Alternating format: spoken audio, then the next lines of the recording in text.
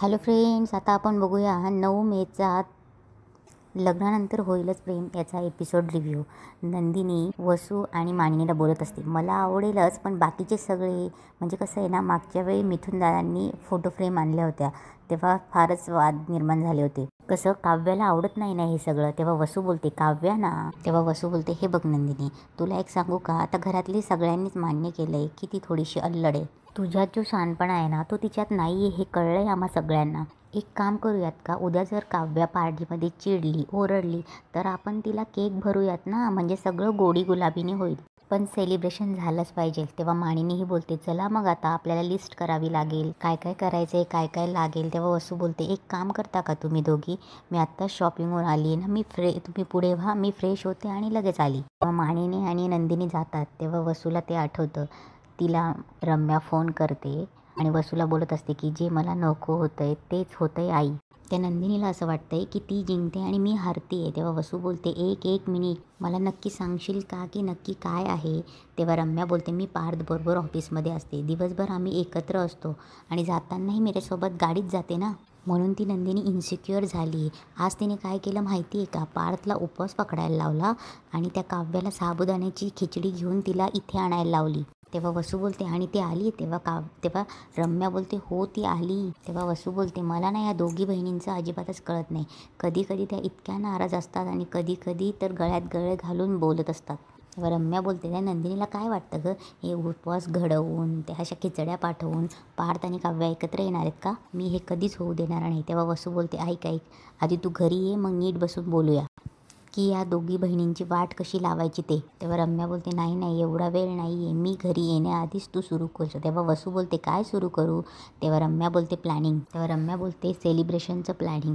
तू घरात सगळ्यांना सांग की उद्या आपण सेलिब्रेशन करतोय, त्या चौघांच्या लग्नाला उद्या 1 महिना पूर्ण होतोय ना, त्याचं सेलिब्रेशन. तेव्हा वसू बोलते, तुला काय कळतंय, तू काय बोलतेस रम्या, ज्या लग्नाचा मला प्रचंड मनस्ताप होतोय त्या लग्नाचं तू सेलिब्रेशन करायला सांगते आणि तेही मलाच. तेव्हा रम्या बोलते, आई अगं, या सेलिब्रेशनचा उपयोग पार्थ आणि काव्यामध्ये भांडणं कसं लावायचं ते सांगते ना मी तुला. तेव्हा वसू बोलते, कसं लावायचं आहे. तेव्हा रम्या बोलते, सगळं फोनवरच सांगायचं का आई, अगं घरी आल्यावर सांगते ना मी सगळं. तेव्हा रम्या वसूला घरातल्या सगळ्यांना सांगायला लावते की उद्या आपण सेलिब्रेशन करतोय आणि फोन ठेवते. इकडे पार्थ आलेला असतो आणि बोलतो की काव्या मॅडम, उद्या जाऊन कलेक्टर होणार आहात तुम्ही, पण वस्तू विसरायचं काय विसरू नका. एकदा कलेक्टर झाल्या ना तर मला सांगा की मी PA बनेल तुमचा, म्हणजे सगळ्या वस्तू व्यवस्थित देईल तुमच्याकडे. पार्थ स्वतःशीच बोलत असतो आणि बोलतो, पण आहेत कुठे या काव्या मॅडम. तेव्हा पार्थला तिथे काव्याची मैत्रीण अलिशा दिसते. तेव्हा पार्थ बोलतो, एक्सक्यूज मी अलिशा. तेव्हा अलिशा बोलते, हॅलो पार्थ, अहो अजून कॉलेज सुटायला वेळ आहे आणि तुम्ही आत्ताच काव्याला रिसीव्ह करायला आलात. तेव्हा पार्थ बोलतो, नाही रिसीव्ह करायला नाही आलो आहे, रिसीव्ह करायला आवडलं असतं मला, पण मी आज त्यांचा फोन द्यायला आलो आहे.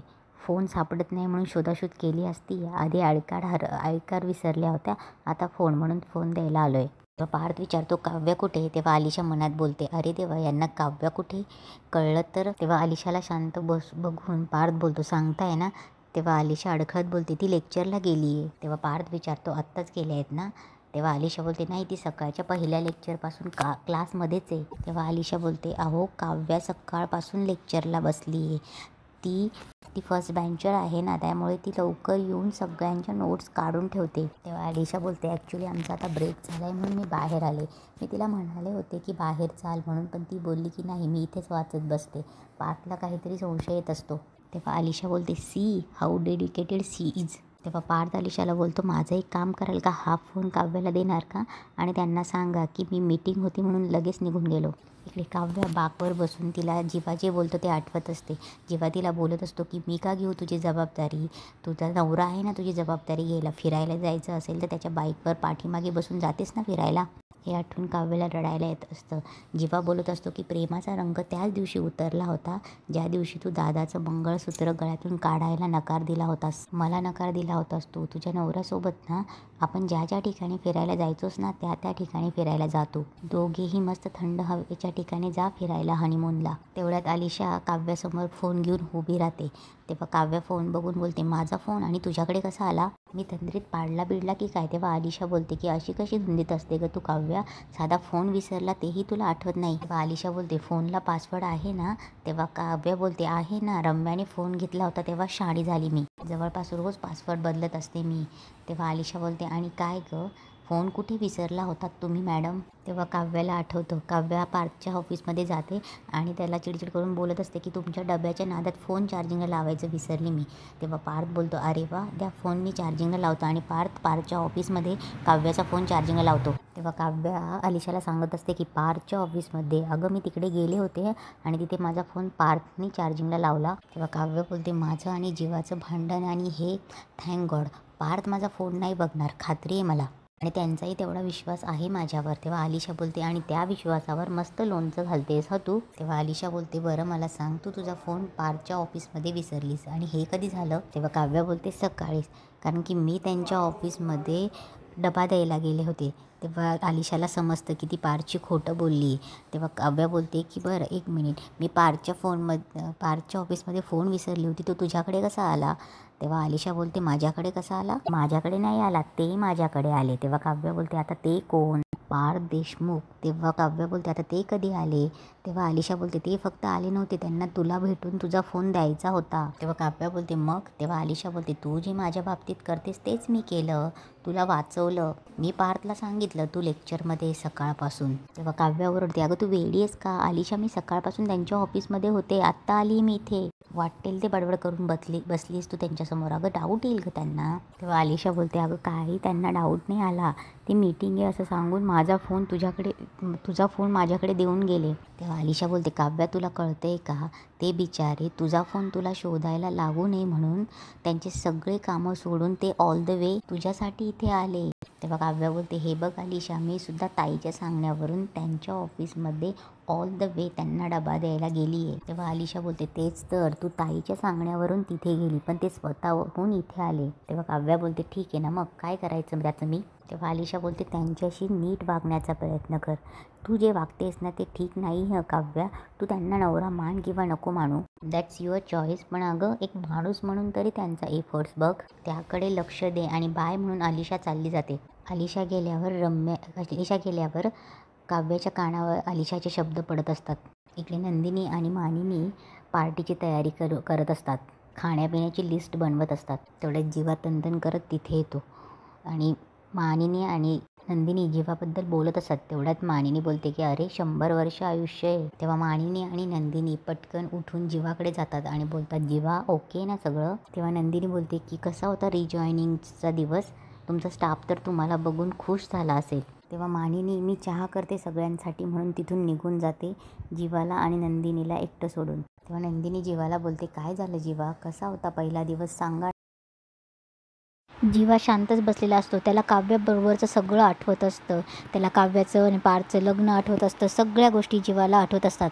त्याने काव्याला पार्थसोबत पार्थला जेवण वाढतानाही बघितलेलं असतं. हे सगळं बघून नंदिनी बोलते, काय झालंय जीवा, तुम्ही रडतायत? हे सगळं आठवून जीवाला खूप भरून येतो आणि तो पटकन नंदिनीला मिठी मारतो आणि जोरजोरात रडायला लागतो. नंदिनीला समजतच नाही की काय करावं.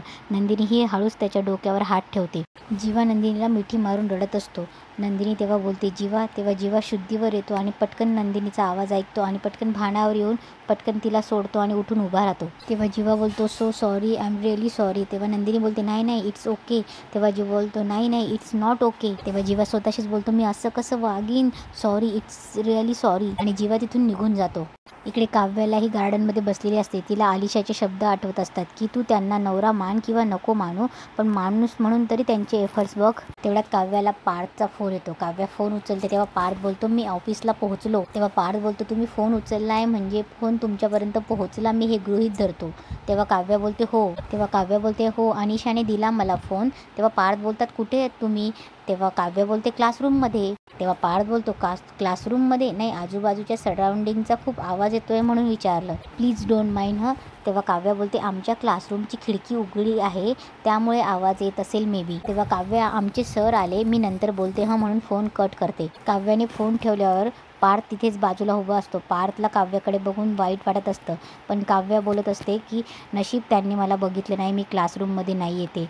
आता घरी जाऊनच थँक्यू बोलायला पाहिजे त्यांना. तेव्हा पार्थला वसू आत्या बोलते ते आठवत असतं की तू क्लासला जाऊन अभ्यासच करते की टवाळक्या करायला जाते. तेव्हा पार्थ काव्याची बाजू घेऊन बोलत असतो की टवाळक्या करायला जात नाही त्या, मीच त्यांना सांगितलं UPSCवर फोकस करायला. तेव्हा पार्थला काव्य बाहेर बागेमध्ये बसलेली दिसते आणि त्याला ते वाईट वाटत असतं. त्याला तेही आठवतं की वसू आत्या बोलते मी काव्याला फक्त एवढंच सांगितलं होतं पार्थ की बाहेर जाताना सांगून जात जा. तेव्हा पार्थ बोलतो कशाला, त्या कुठे जातात काय करतात बाकी मला व्यवस्थित माहिती असतं, बाकी आमचं आम्ही बघू काय करायचं ते. तेव्हा पार्थ काव्याला बघतो आणि मनात बोलतो की इथे मी काव्याने शिकावं, IAS बनावं म्हणून जगाशी भांडतोय आणि इथे काव्या सर्रास माझ्याशी खोटं बोलतायत. आणि पार्थ तिथून निघून जातो. इकडे मानिनी आणि विक्रम चेस खेळत असतात. तेव्हा विक्रम बोलतो की बाकी सगळं ठीक आहे, पण आज घरात एवढी शांतता का, आपले घोडे गेले कुठे. तेव्हा मानिनी बोलते काय हो माझ्या लेकरांना सारखे घोडे बोलत असतात, आता आपले लेकरं मोठे झाले, जबाबदारी वाढली त्यांची. तेव्हा मानिनी बोलते 1 महिना लग्न टिकवून दाखवलंय त्यांनी. तेव्हा विक्रम बोलतो हो की आता महिना होतोच आहे. तेव्हा मानिनी बोलते उद्याच होतोय आणि त्यानिमित्ताने घरात छोटंसं सेलिब्रेशन ठेवलंय आम्ही. इकडे नंदिनी जीवाशी बोलत असते आम्हाला वाटलं होतं की तुम्ही आणि पार्थ एकत्र याल, पण तुम्ही तर एकटेच आलात. तेव्हा जीवा बोलतो चुकलंच माझं. तेव्हा नंदिनी बोलते अहो नाही चुकलं नाही, पण आम्हाला वाटलं की तुम्ही ऑफिसमधनं खाऊनच याल. आई मला म्हणाल्या मागच्या वेळेस तुम्ही आणि पार्थनी ऑफिसमध्ये वडापावची पार्टी केली होती. तेव्हा नंदिनी बोलते जीवा ऑफिसमध्ये असं काय झालं की तुम्ही लगेच घरी निघून आलात. जीवाला त्या ऑफिसमध्ये काव्या पार्थला वाढून देत असते ते सगळं आठवत असतो. ते बघूनच तो घरी निघून आलेला असतो आणि तिथेच आजचा एपिसोड संपतो.